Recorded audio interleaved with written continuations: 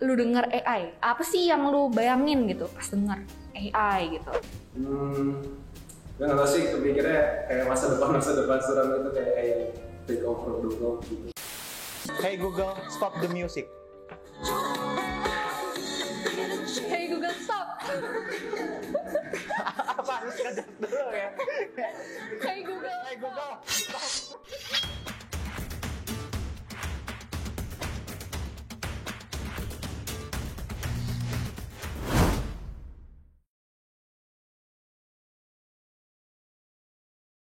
Halo Takeovers, selamat datang lagi di Tech Talks. Apa kabar nih Takeovers semua di rumah? Semoga kan semua dalam keadaan sehat ya. Nah, oke, jadi sekarang nih kita udah dari Tech Talks Season 1, Episode 3. Nah, buat kalian yang nonton dari Episode 1, Episode 2, mungkin bisa lihat kalau misalnya episode ini tuh agak-agak berbeda nih guys ya. Karena emang episode ini tuh spesial banget loh.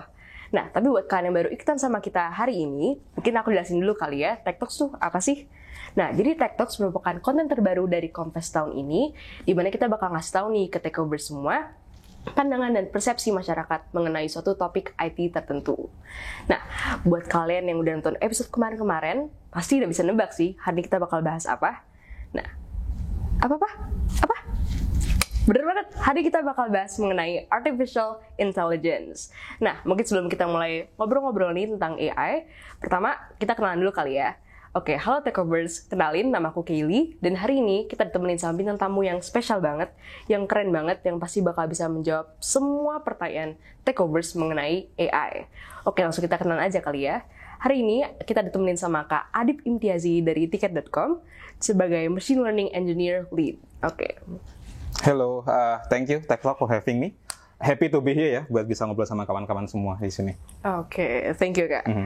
Oke, jadi mungkin kalau misalnya hari ini kan kita udah tahu ya kita bakal ngobrol-ngobrol sama siapa nih, dan kita udah tahu kita bakal bahas apa. Nah, buat Takeovers mungkin udah ada yang kayak wah paham banget nih ya tentang Artificial Intelligence. Tapi buat kalian-kalian yang mungkin baru mau belajar, karena di sini aku juga baru belajar tentang AI gitu. Kita tenang aja, hari ini kita bakal bahas mulai dari A to Z tentang Artificial Intelligence. Mulai dari awalnya kira-kira gimana, sampai nanti akhirnya perkembangannya gimana sih AI gitu. Aman kan ya Kak paling? Aman banget. Ya, aman banget ya. Oke lah. Oke. Tapi acara ini nggak akan berjalan lancar tanpa ada dukungan dari sponsor kita, yaitu Mastercard. Mastercard adalah sebuah perusahaan teknologi global dalam industri pembayaran. Misi Mastercard adalah menghubungkan dan perkuat ekonomi digital yang inklusif dan bermanfaat bagi semua orang di mana saja dengan membuat transaksi menjadi lebih aman, sederhana, cerdas, dan mudah diakses. Dengan menggunakan data dan jaringan yang aman di lebih dari 210 negara dan wilayah, Mastercard membantu individu, lembaga keuangan, pemerintah, dan bisnis mewujudkan potensi terbesar mereka. Jadi mungkin kita pertama bakal mulai bahas AI dari awal dulu kali ya Kak. Oke, jadi kan mungkin AI itu mulai sering-sering kita dengar dari kayak berapa ya, 5-10 tahun yang lalu bisa dibilang. Dan Kurang lebih. iya, dan sekarang mungkin kayak AI itu udah kayak bener-bener bisa dibilang part of our lives lah gitu. Nah, emang awalnya tuh gimana sih Kak prosesnya sampai kayak AI itu bisa jadi dalam kehidupan masyarakat gitu gimana Kak? Oke, jadi sebenarnya AI itu bukan sebuah istilah baru ya sebenarnya. Kalau kita tarik ke belakang sebenarnya istilah AI itu sudah ada sejak tahun 1950-an. Dulu sempat awal mula ada di conference di US sana gitu. Tapi memang waktu itu AI masih dalam bentuk yang sangat simple, sederhana gitu ya.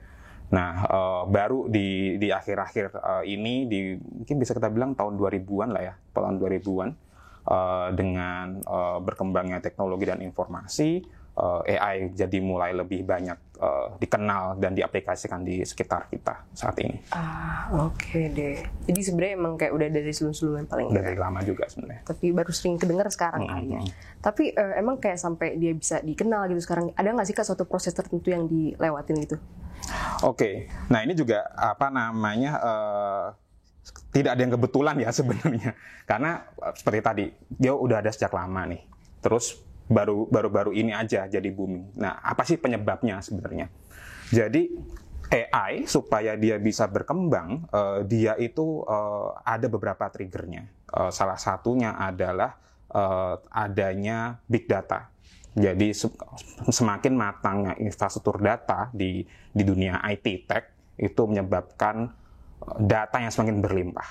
Nah, data yang semakin berlimpah ini menyebabkan AI itu punya banyak istilahnya makanan lah ya, supaya dia bisa berkembang gitu. Nah, ditambah lagi dengan late 2000-an sampai 2010 cloud computing semakin berkembang juga, artinya computing power yang semakin mudah terjangkau oleh siapapun itu juga membuat si AI ini bisa diakses dan dilakukan oleh siapa aja. Tidak hanya terbatas pada perusahaan-perusahaan besar seperti IBM, Microsoft, Apple, dan lain sebagainya. I see, oke deh. Jadi tadi udah denger big data, cloud computing gitu. Nah, oke. Jadi, tapi kalau mungkin kalau misalnya buat Eko bersihin kayak baru tahu nih gitu. Kira-kira secara umum gitu, manfaat AI itu apa sih, Kak? Manfaat AI, oke. Jadi sebenarnya kalau kita AI itu kalau kita bicarakan manfaatnya, sebenarnya dia lebih ke arah gimana caranya sebuah aplikasi, software, atau sebuah sistem itu menirukan perilaku dari manusia. Mulai dari yang simple sampai yang kompleks gitu ya. Bisa kita mulai dari as simple as maybe secara otomatis menghidupkan lampu, bahkan sampai yang hal yang kompleks seperti self-driving car, seperti yang dimiliki oleh Tesla. Nah, itu juga sebenarnya itu adalah salah satu. Jadi AI itu luas banget sebenarnya, bukan sesuatu yang hanya yang canggih banget, tapi yang simple juga adalah komponen dari AI sebenarnya. Oke deh. Nah, mungkin kalau misalnya tadi kan udah secara umum gitu ya, Kak. Kira-kira kalau misalnya kayak di bidang-bidang tertentu gitu, misalnya kayak di kehidupan sehari-hari gitu, atau kayak di bisnis gitu, kira-kira ada nggak, Kak, manfaat AI itu? Oke, jadi mungkin mesti diluruskan secara konseptual dulu ya sebenarnya. Sebenarnya itu AI itu ada apa aja di dalamnya gitu. Karena orang-orang mungkin agak bingung nih bedanya antara AI kah atau machine learning atau apapun itu impact-nya seperti apa gitu ya. Jadi mungkin kita mulai dulu dari AI itu sebenarnya kan dia adalah sebuah konsep tadi, konsep bahwa sebuah sistem, software, aplikasi atau apapun itu berusaha menirukan perilaku manusia. Nah, itu bisa as simple as if then else kalau punya di programming sampai yang kompleks gitu. Nah, di dalamnya itu ada lagi yang dinamakan dengan machine learning gitu. Nah, machine learning ini berarti kita menggunakan kemampuan komputer untuk melakukan operasi mathematical equations and operations untuk belajar dari data-data yang lama. Gitu. Tadi ada big data, artinya data berlimpah. Machine learning-nya belajar dari data-data yang lama, sehingga dia bisa secara otomatis mengeluarkan output dari data baru yang kita berikan. Nah, salah satu contohnya itu yang kita lakukan di tiket.com adalah jadi kita kan sebenarnya salah satu produk kita adalah hotel. Nah, hotel itu punya gambar jutaan gambar yang kita miliki. Dan kita perlu memastikan bahwa gambar yang ada di tiket.com itu memiliki standar, at least minimum quality, bahwa layak ditampilkan. Gitu. Bagaimana cara melakukannya? Ya dicek satu-satu. Gitu. Nah, cuman kalau ini dilakukan oleh manusia, seumpamanya, mungkin manusia untuk satu gambar butuh 10 detik. Satu hari, paling mentok mungkin bisa dapat 3.000. Untuk bisa 1 juta, manusia itu satu orang mesti ngerjain 1 tahun gitu. Kalau kita punya jutaan data, ini kapan mau selesai gitu. Nah, jadi hal-hal repetitif seperti ini, pengecekan quality gitu, itu bisa dilakukan oleh machine learning itu sendiri. Nah, itu yang kita lakukan di kita. Jadi gimana caranya kita punya sistem yang mampu memproses semua jutaan data tadi, gambar, dalam waktu yang singkat. Nah, seperti itu contohnya. I see. Oke. Nah, jadi tadi kan deh kurang lebih udah dapat gambaran sih. Tapi secara khusus kayak cara kerjanya itu sebenarnya gimana sih, Kak? Oke. Sebenarnya kalau cara kerjanya tadi ya. Jadi karena machine learning itu belajar dari data, maka yang kita siapkan dulu adalah datanya, gitu ya. Kalau kita ingin membuat machine learning belajar dari data gambar, kita siapkan data gambar. Kalau kita ingin machine learning belajar dari data terkait cuaca, kita siapkan data cuaca. Jadi disiapkan dulu datanya. Nah, nanti kita ada berbagai macam metode atau algoritma dari machine learning yang cocok untuk tipe data tertentu. Nah itu kita pilih dulu nih, oh kira-kira cocoknya pakai algoritma yang ini, gitu. Nah lalu dari algoritma tersebut disuruh belajar dari si datanya, sehingga jadilah sebuah yang namanya model AI. Nah model AI inilah yang nantinya akan kita terapkan di entah itu aplikasi, entah itu di kendaraan atau apapun yang kita miliki, sehingga ketika kita mendapatkan data baru yang belum pernah ada di data-data yang tadi yang kita awal lakukan gitu ya, itu dia bisa mengeluarkan output, decision, atau new information dari data-data tersebut. Gitu. I see, oke deh Kak. Nah, sama aku juga mau nanya nih, kan tadi udah ada, kita nyebut ada AI, machine learning gitu. Dan kayaknya satu lagi yang kayak aku sering dengar tuh juga deep learning ya Kak. Nah, dari ketiga itu tuh, kira-kira ada satu perbedaan gitu nggak Kak? Oke, nah ini juga mungkin karena booming dan sering dibahas di mana-mana gitu ya. Jadi ada kerancuan gitu. Yang sebenarnya nggak salah juga gitu, karena kita berbicara mengenai pop culture yang menggunakan istilah secara interchangeably gitu ya, satu sama lain bisa saling digantikan gitu. Tapi kalau kita bicara secara teknis spesifik itu sebenarnya ada bedanya gitu. Jadi kalau AI yang tadi itu dia sebenarnya lebih ke sebuah konsep bahwa software, aplikasi, sistem itu berusaha meniru perilaku manusia. Nah lalu ketika kita membawa ini menjadi sebuah belajar dari data yang lama dengan menggunakan tadi mathematical equation and operations untuk menjadi sebuah model, itu dinamakan machine learning. Nah, tetapi makin ke sini datanya semakin besar, semakin kompleks, semakin sulit untuk menggunakan metode lama, maka kita atau dari kawan-kawan saintis mengembangkan yang dinamakan deep learning. Jadi deep learning itu sebenarnya subset dari machine learning, di mana dia menggunakan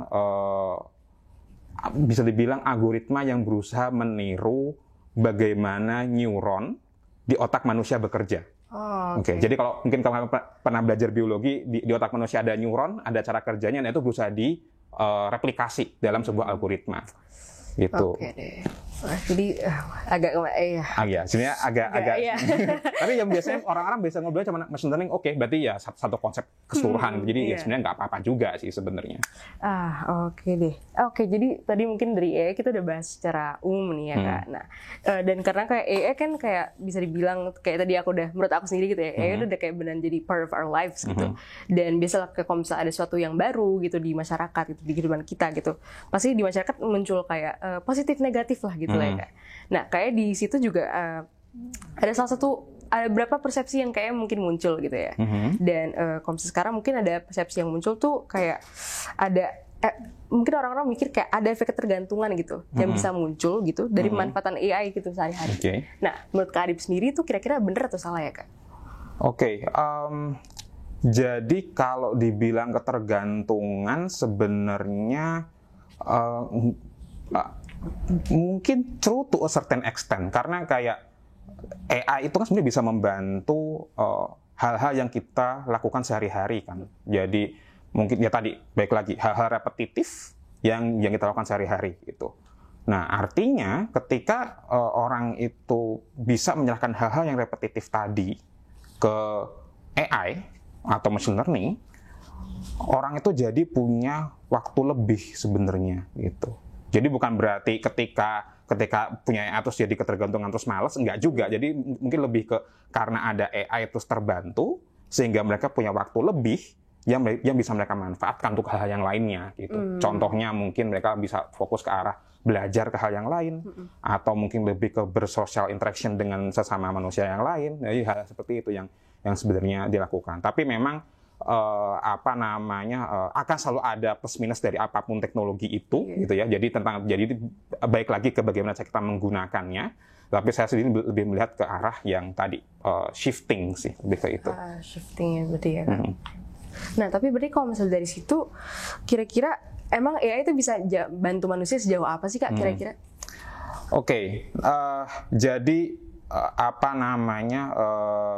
mungkin kita mesti bedakan dari manusia secara personal ataupun bisnis atau organisasi gitu kan ya, sepertinya itu.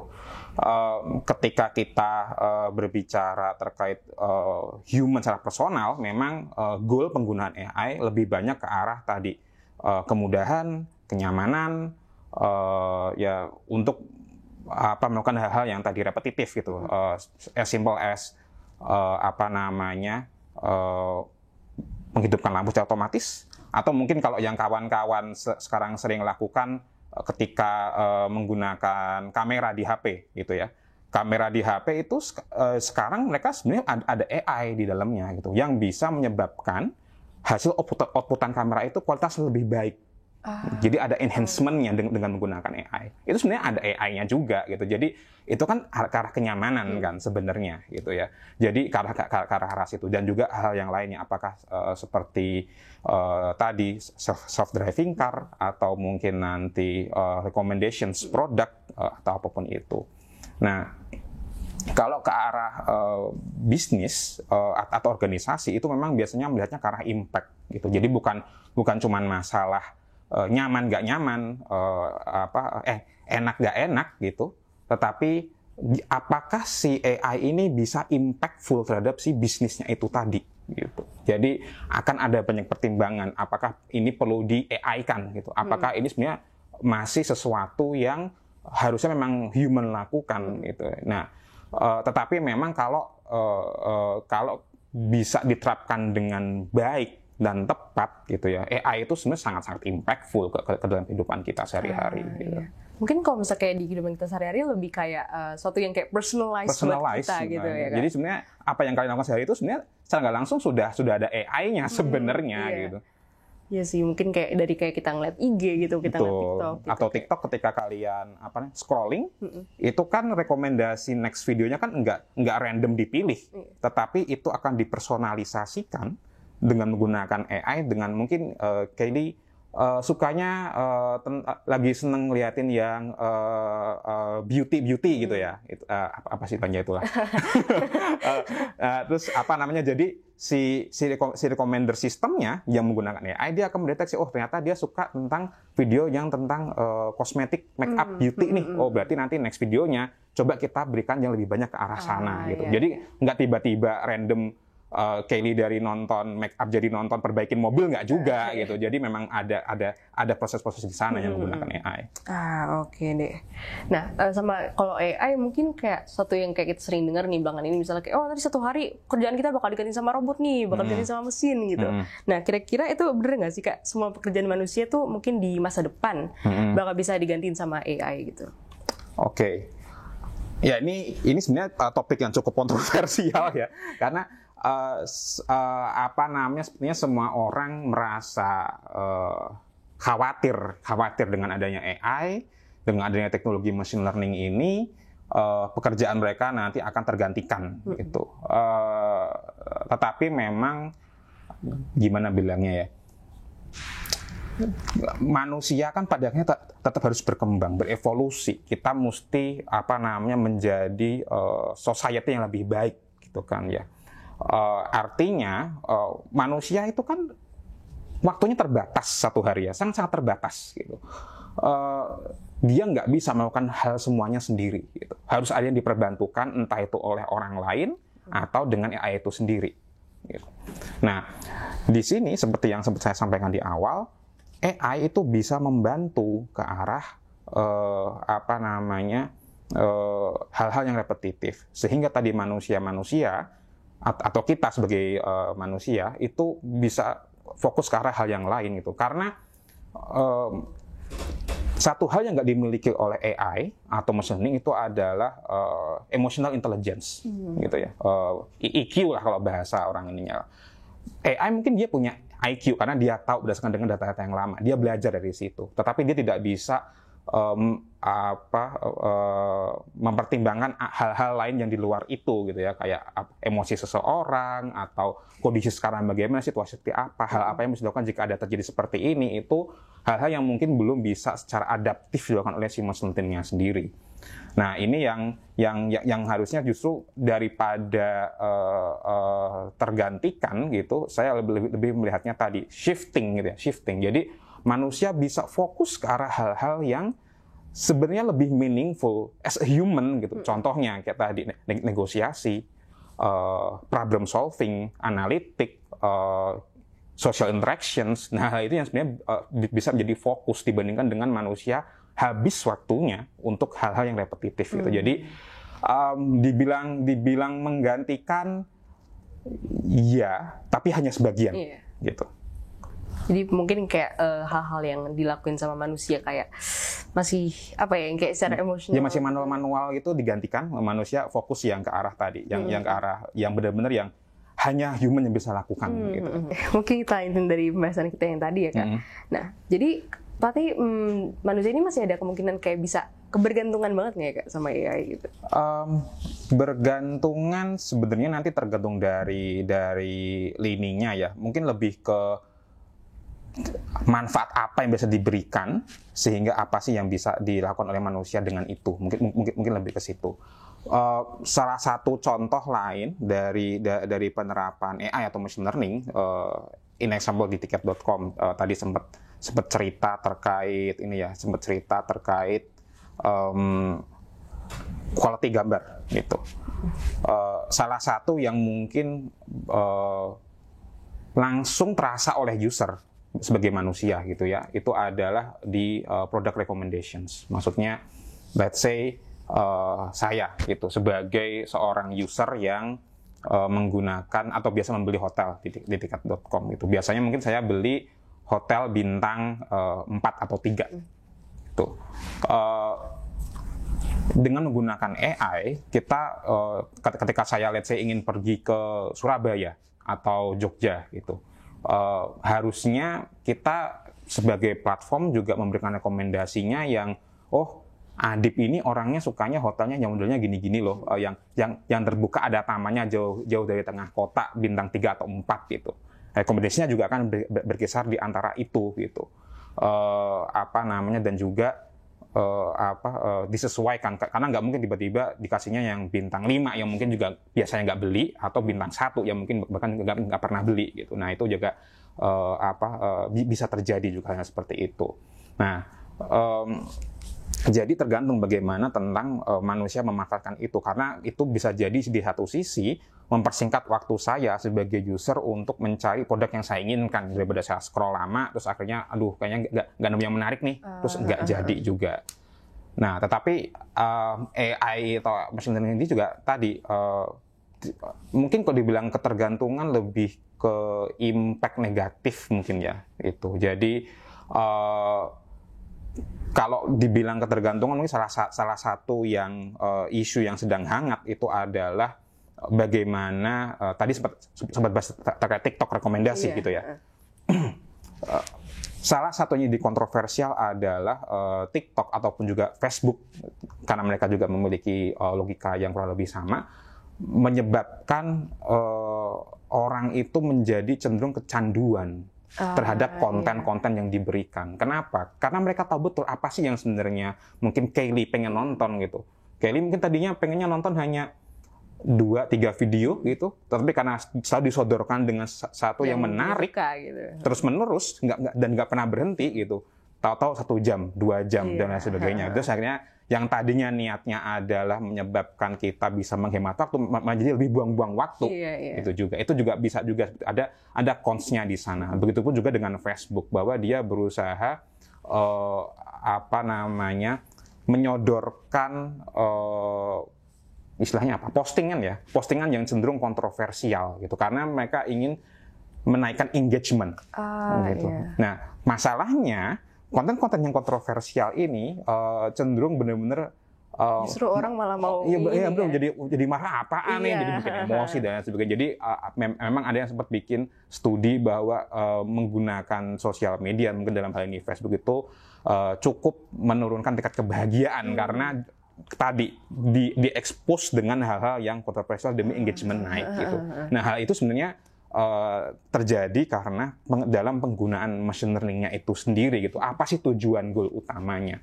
Jadi balik lagi, teknologi atau tools atau apapun itu ya sifatnya ya abu-abu gitu. Mau nanti jadi impactful yang baik dan bermanfaat atau menjadi ketergantungan dan negatif, itu tergantung bagaimana cara penggunaannya sebenarnya. Jadi sebenarnya balik lagi ke kita sendiri lah masing-masing lah ya Kak. Oke deh.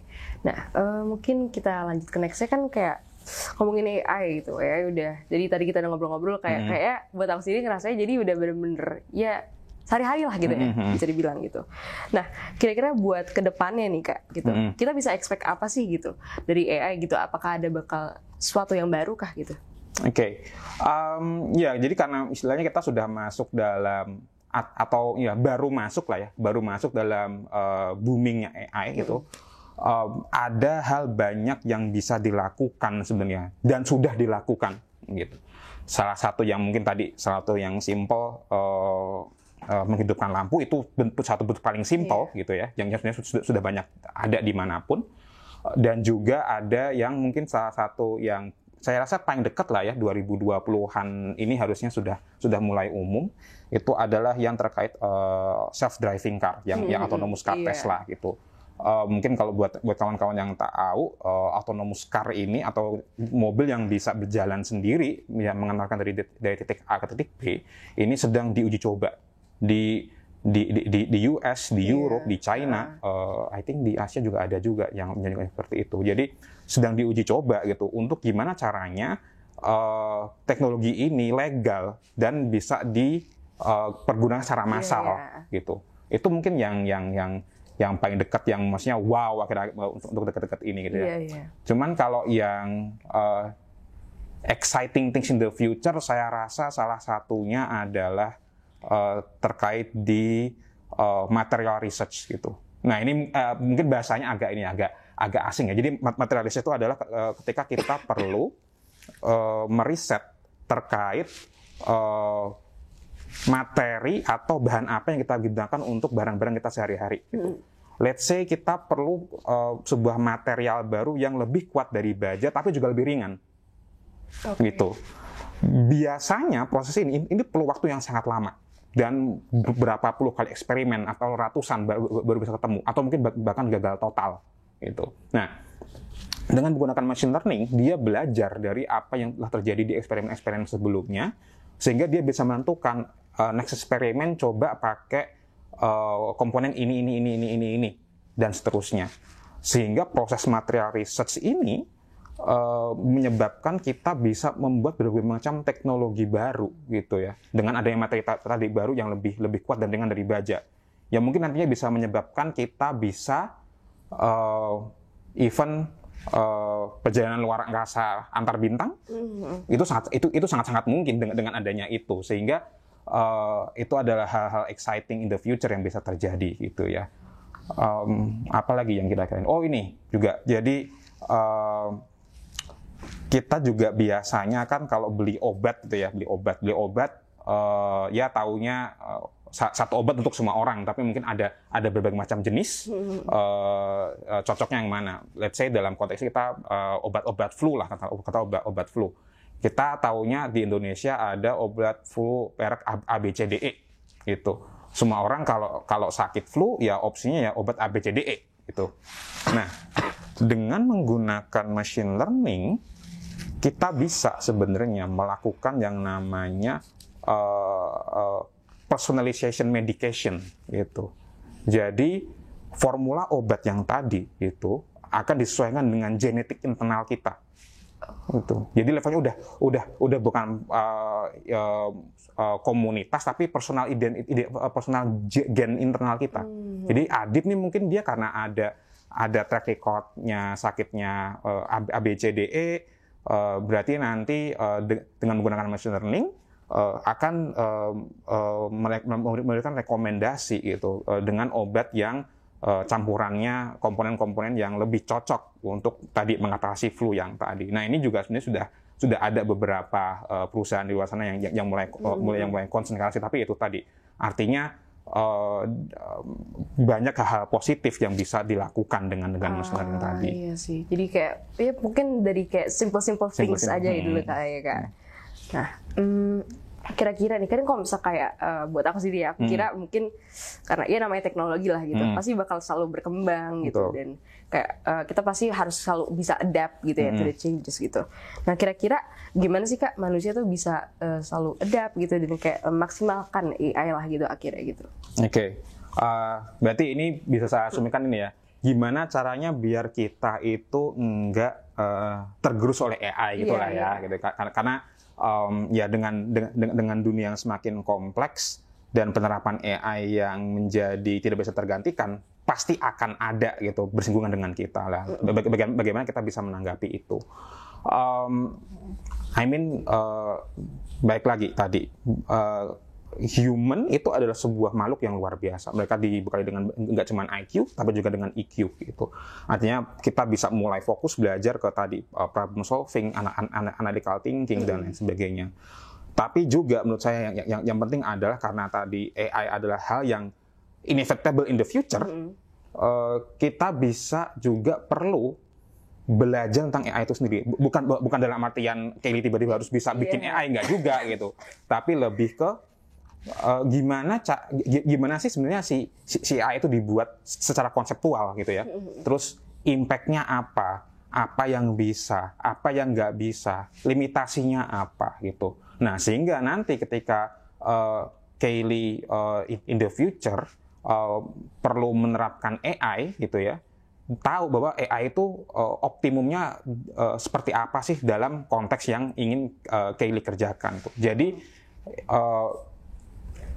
mari kita menjadi orang yang lebih memanfaatkan AI dibandingkan tergerus oleh AI-nya itu sendiri. Itu sih.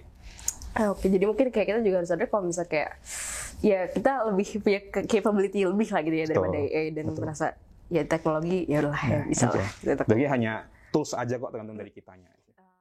Oke, nggak kerasa ya guys, dari tadi kita udah ngobrol banyak banget nih tentang AI gitu. Kita udah mulai dari awal mulai AI gimana dan sampai manfaatnya, terus kira-kira peran AI di kehidupan kita di masa depan gimana ya gitu.